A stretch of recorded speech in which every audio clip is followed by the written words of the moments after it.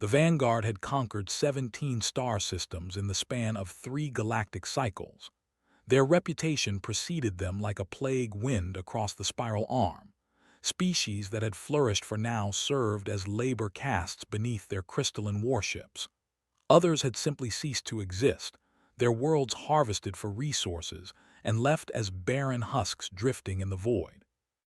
Admiral Grace Mitchell stood on the observation deck of the TSS Relentless, watching the blue marble of Earth rotate slowly below. At 62, she had seen humanity rise from its first tentative steps beyond the moon to colonizing 14 worlds across 3-star systems. She had witnessed first contact with and finally the reclusive of. None of those encounters had prepared her for what the long-range sensors had detected 3 days ago. Admiral, the Vanguard fleet has entered the outer solar system, Lieutenant Commander Daniel Hayes reported from his station. His voice remained steady, but Grace could see the slight tremor in his hands as they moved across the console. 17 capital ships, 42 support vessels, and approximately 200 fighter-class units. Grace nodded slowly. The numbers matched what the refugee ships from the HAD warned them about. The Vanguard never sent anything less than overwhelming force. "Have they responded to our hails?" she asked. "Yes, ma'am," Hayes swallowed hard. "They're broadcasting on all frequencies, audio and visual." "Put it through." The main display flickered, and Grace found herself looking at a Vanguard commander for the first time. The being was tall, perhaps 9 feet, with elongated limbs covered in what appeared to be a natural armor of interlocking plates the color of burnished copper. Its face, if it could be called that, consisted of a smooth oval surface with 3 horizontal slits that pulsed with bioluminescent light as it spoke. Species designation, human. Planetary designation, Sol 3. You have been selected for integration into the Vanguard Collective. Resistance protocols have been calculated. Your probability of successful defense, 0.003%. Surrender your orbital installations, ground-based military assets, and population centers within 1 standard rotation. Failure to comply will result in systematic elimination. This message will not repeat. The transmission ended. Commander Lee, the ship's executive officer, moved to stand beside Grace. "They didn't even ask who we are, didn't try to understand anything about us." "They don't need to," Grace replied. 17 species, that's how many they've conquered. They've learned that understanding isn't necessary when you have enough firepower. "What are your orders, Admiral?" Grace turned away from the viewport and walked toward the command center. Her stride was measured, deliberate. The weight of 8 billion lives pressed against her shoulders, but her voice remained calm. "Get me a secure channel to Terran Command, and wake up the Ghost Fleet." Part 2, The Gathering Storm. Deep beneath the frozen surface of Europa, in caverns carved by human hands over decades of secret construction, the Ghost Fleet stirred to life. Captain Brooks had spent 6 years commanding the TSS Phantom, one of 47 vessels that officially did not exist. The Ghost Fleet represented humanity's insurance policy, born from a simple realization that had occurred to Earth's leaders a century ago. Eventually, something would come that conventional forces could not stop. "All systems online," Chief Engineer Maria Santos reported from her station. "Quantum cores at full capacity. Stealth field generators operational." Acknowledged her with a nod and turned to his weapons officer, "Lieutenant, status on the new ordnance." His grin was slightly unsettling. "Loaded and ready, sir. Quantum-locked warheads, antimatter torpedoes, and the new distortion missiles. Engineering says the Vanguard shields won't know what hit them." "Let's hope they're right." The Phantom rose from its berth alongside its sister ships, ascending through the ice tunnels toward the moon's surface. Across the solar system, similar scenes were playing out. From bunkers on Mars, factories hidden in the asteroid belt, and facilities buried beneath Luna's dark side, humanity's true military might was awakening. On Earth, The response was different but no less determined. In Kansas City, factory worker Samuel Turner kissed his wife goodbye and reported to the local militia assembly point. He had never fired a weapon in anger, but his grandfather had fought in the last war, and his father had served in the Mars Uprising. The Turner family had never backed down from a fight. In Tokyo, Dr. Park abandoned her research on neural interfaces and joined the emergency scientific task force assembled to study the Vanguard's technology. If humanity was going to survive, they needed to understand their enemy. In Lagos, former Special Forces operative Benjamin came out of retirement. At 73, his body wasn't what it used to be, but his mind remained sharp. Within hours, he was consulting with defensive planners on guerrilla tactics that had worked in a dozen conflicts across 3 worlds. And in Geneva, the Terran Council convened in emergency session. They gave us 1 rotation, Council Chairman Victor announced to the assembled representatives. That's approximately 27 hours. Our response. The chamber erupted in voices, some calling for surrender, others demanding immediate attack. Victor waited for the noise to subside before continuing. Admiral Mitchell has already given the order. The fleet is mobilizing, the planetary defense grid is online, and our allies have been. What allies? Demanded Representative Collins of the European bloc. They refuse to interfere in what they call natural competition. They are refugees themselves, and they haven't responded to any communication in 6 months. We have other allies, Victor said quietly, ones we've been preparing for a very long time. He pressed a button on his console, and the chamber's main display activated. The image showed a star map, but not of any region most representatives recognized. At its center, marked with a human identification code, was a location in deep space between galaxies where no natural celestial body existed. Project Prometheus, Victor explained, humanity's greatest secret. For the past 80 years, we have been building something in the void, something designed specifically for a day like this. Part 3, the battle begins. The Vanguard fleet advanced through the solar system with the patient inevitability of a glacier. They had done this before on 17 worlds across thousands of light years. They knew how the script went. The target species would panic, attempt to negotiate, perhaps mount a futile defense. Then they would break, and the Vanguard would harvest what remained. Fleet Commander monitored the approach from the bridge of the flagship Eternal Dominion. The crystalline showed the human defensive positions, a scattered collection of orbital stations and warships gathered around the 3rd planet.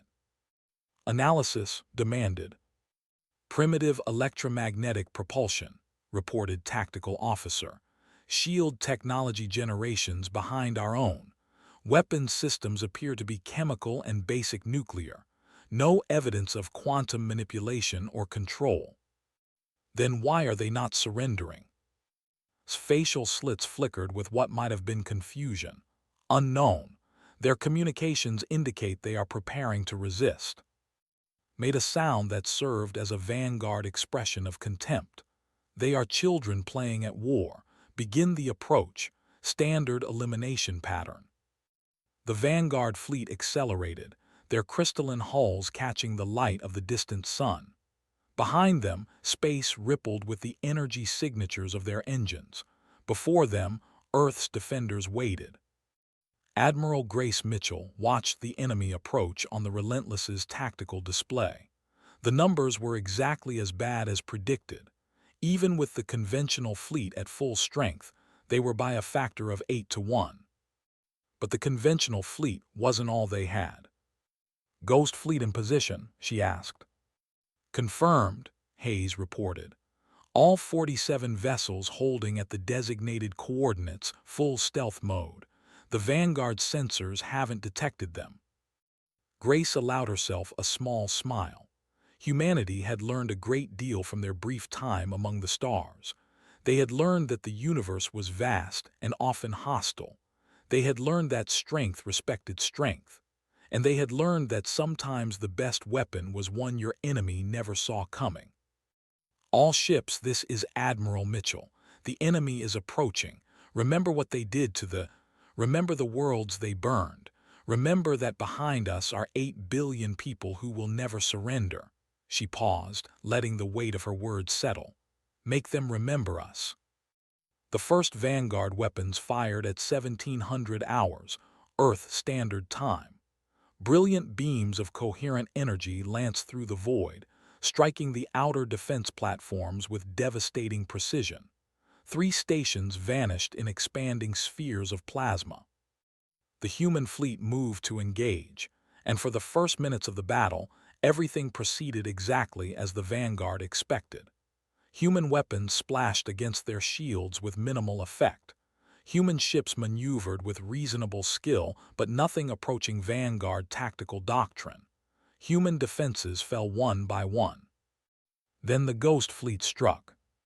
The first indication had that something was wrong came when the destroyer's swift vengeance simply ceased to exist. One moment it was there, shields at full power, weapons firing. The next, an expanding cloud of debris marked where it had been. What happened? Demanded. Sensor analysis.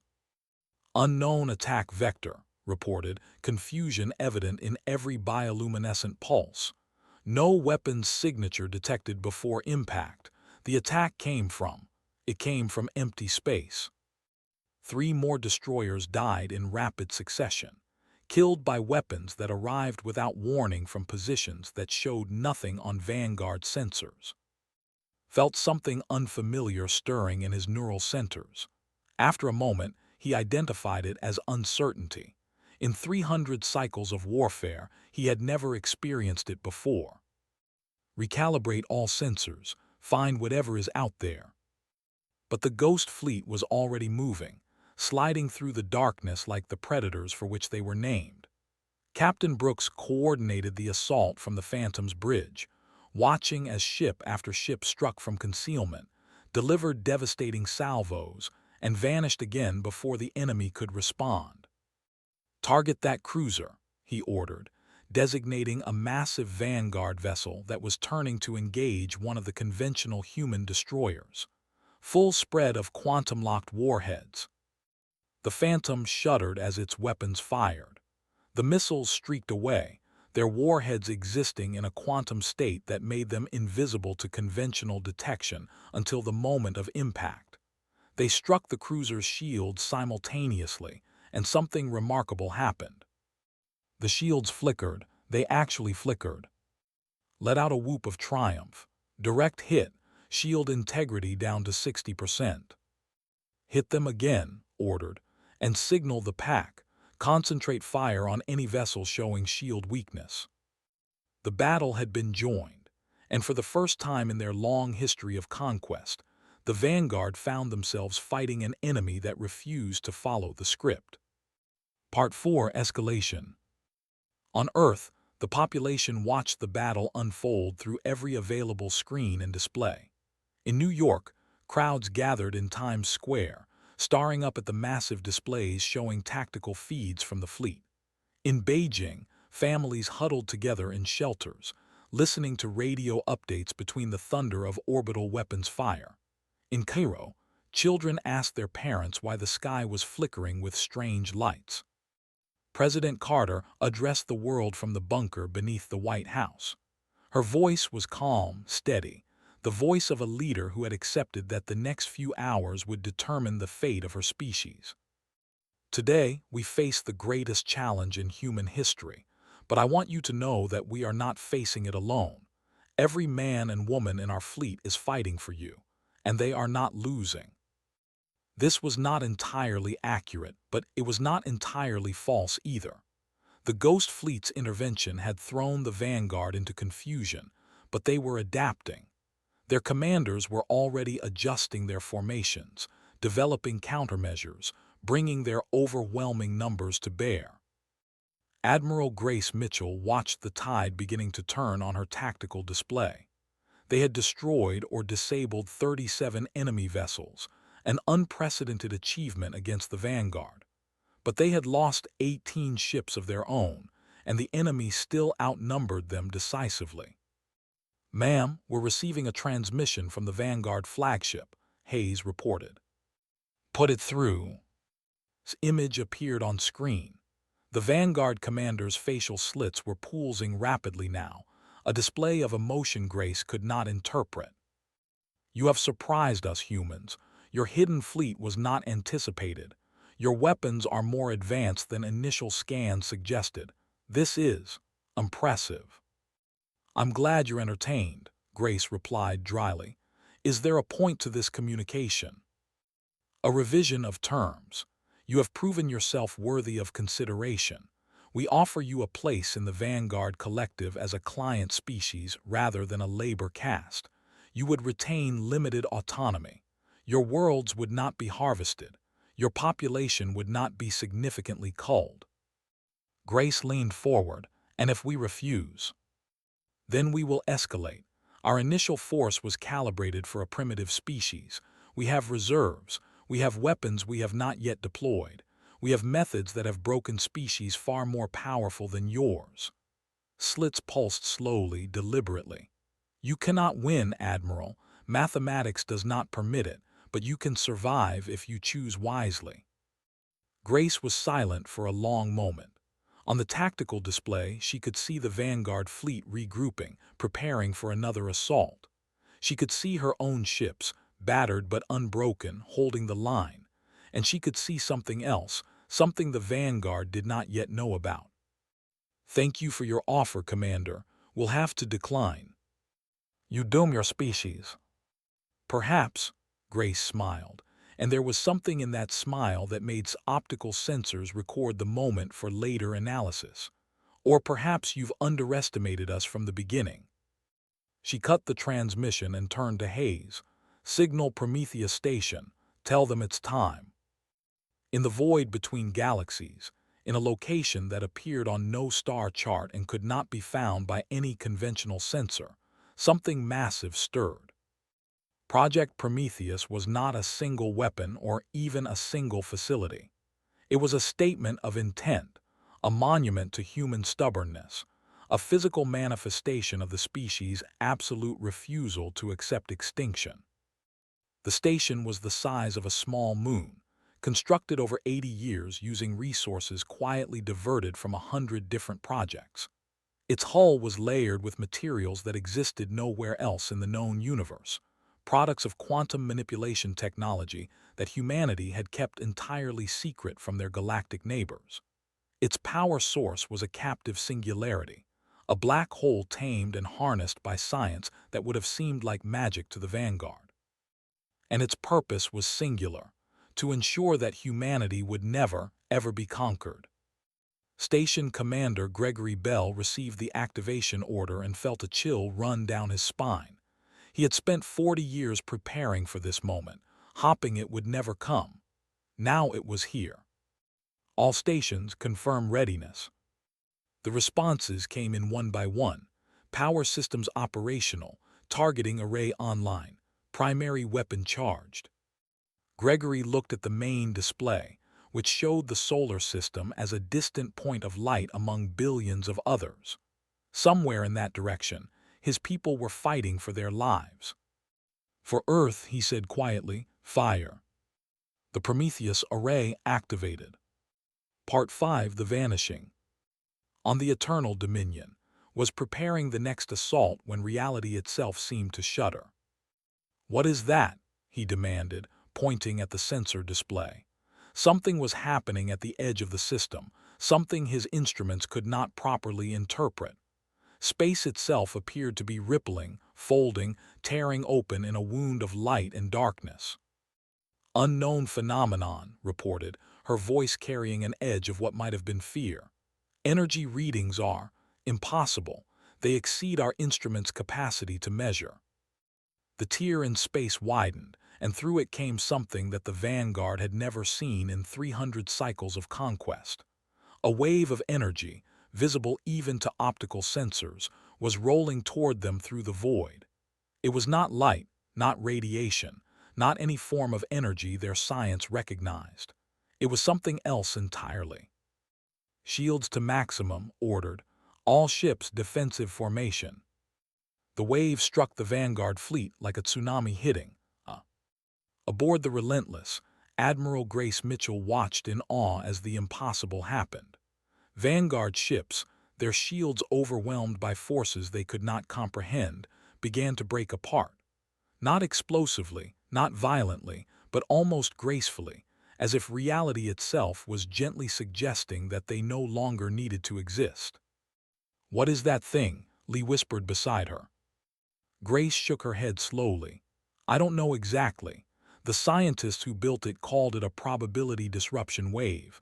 It targets complex systems and simplifies them." Simplifies.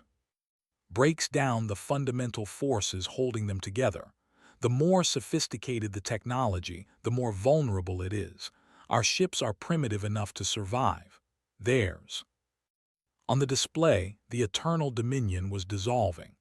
Flagship, the vessel that had overseen the conquest of 17 star systems, was coming apart at the molecular level. Through the crystalline hull, Grace could see the shapes of Vanguard crew members scrambling for safety that did not exist. She should have felt triumphant. She should have felt relief. Instead, she felt something closer to pity. "Commander," she said to the empty air where image had been moments ago, "I tried to warn you." The battle, if it could still be called that, lasted another 14 minutes. The probability wave swept through the Vanguard fleet, discriminating with perfect precision between human technology and Vanguard systems. Human ships rocked and shuddered but remained intact. Vanguard vessels simply ceased to be, their advanced systems unable to cope with the fundamental disruption of the forces that gave them form. When it was over, nothing remained of the Vanguard invasion force except expanding clouds of particles that had once been 17 capital ships, 42 support vessels, and approximately 200 fighters. Silence fell over the human fleet. Then slowly a sound began to build. It started on one ship, then spread to another, then another. Cheering. The sound of 8 billion people's defenders realizing that they had survived. Admiral Grace Mitchell allowed herself one moment to share in that joy. Then she began issuing orders. There were wounded to tend, damaged ships to repair, and a galaxy to inform that humanity was not to be trifled with. Part 6, Aftermath.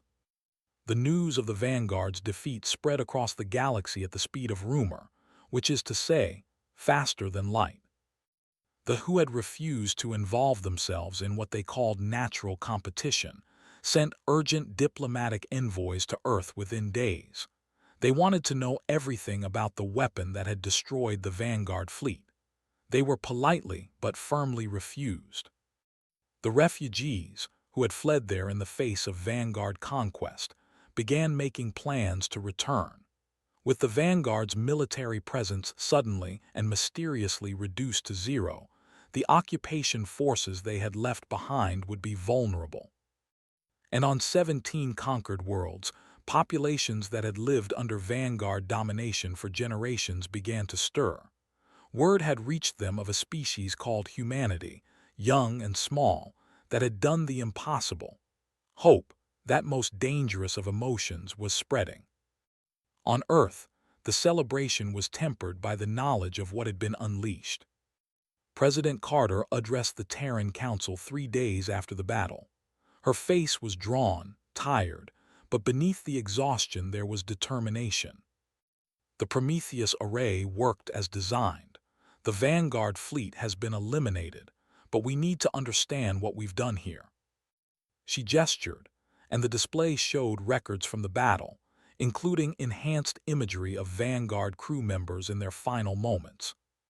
These were not mindless machines. They were thinking beings with their own society, their own culture, their own individuals. What we did to them was not merely victory in battle. It was annihilation. Victor leaned forward. "Madam President, with respect, they were going to enslave or exterminate us. We had no choice." "I know, and I'm not saying we should have surrendered. But we need to be clear about what kind of people we want to be going forward. We have the power now to do to others what the Vanguard did to their victims. The question is whether we will." The chamber fell silent. 6 months later, the Terran Deep Space Survey vessel Horizon made contact with the first Vanguard survivor. His name, as nearly as human vocal cords could reproduce it, was Ka. He had been a historian aboard one of the support vessels, responsible for documenting the Vanguard's conquests for posterity. He had survived only because his ship had been at the very edge of the probability wave's effective range, damaged but not destroyed. Captain Lisa Monroe, commanding the Horizon, met with him in the ship's diplomatic suite. The Vanguard historian was smaller than the warrior she had seen in combat footage, his copper plates dulled with age and trauma. "Your species is remarkable," Ka said through the translation device. "In 300 cycles, no one has ever stopped us. Many tried, all failed." "We're stubborn," Lisa replied. "It's kind of our thing." "More than stubborn, you are. Unpredictable. Our calculations could not account for you. We modeled your technology, your numbers, your resources. All our projections showed easy victory." His facial slits pulsed slowly. "We did not model your capacity for surprise, for creativity, for refusing to accept mathematical inevitability. What will happen to your people now?" Ka was silent for a long moment. The collective depended on conquest. Our economy, our social structure, our very identity was built around the assumption that we would always expand, always consume, always grow. With our fleet destroyed and our reputation shattered, that model is no longer viable. "So what will you do?" "Adapt or die. Those are the only options for any species." His slits pulsed in what might have been irony. "Perhaps we will learn to create instead of consume. Perhaps we will discover that there are other ways to find meaning in the universe. Or perhaps we will fade away, remembered only as the empire that challenged humanity and vanished." Lisa considered this. "For what it's worth, we didn't want to destroy you. We just wanted to survive." "I know, that is what makes your species so terrifying." Ka's facial slits flickered. "You do not seek conquest. You do not desire domination. You simply refuse with every fiber of your being to be conquered, and you will do whatever is necessary to ensure that refusal is respected." "Is that so bad?" "For the Vanguard, it was catastrophic. For the galaxy," Ka made a sound that might have been a sigh, "perhaps it is exactly what was needed. Someone to remind the predators that sometimes the prey bites back." Epilogue: The Legacy. 10 years after the Battle of Earth, Admiral Grace Mitchell retired to a small house overlooking the Pacific Ocean. She spent her mornings walking on the beach, collecting shells and watching the waves roll in.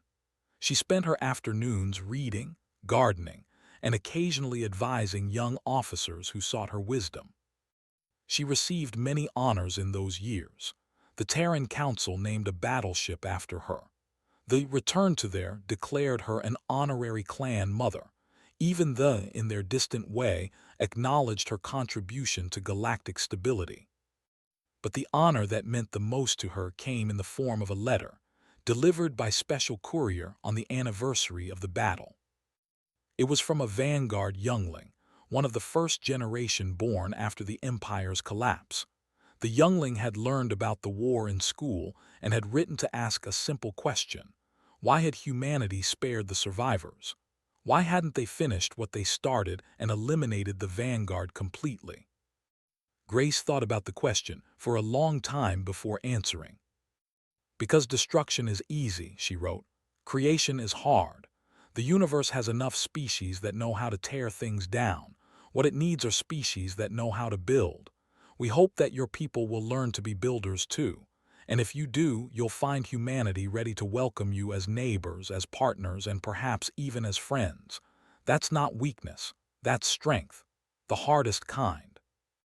She sealed the letter and sent it on its way across the stars. That night she sat on her porch and looked up at the sky. Somewhere out there, the galaxy was changing. New alliances were forming. Old empires were falling, and humanity, young and stubborn and endlessly surprising, was right in the middle of it all. Grace smiled and raised her glass to the stars. "Not bad," she said to no one in particular, "for a bunch of jumped-up primates who couldn't even get off their own rock a few centuries ago." The stars, as always, did not answer, but she liked to think they were listening.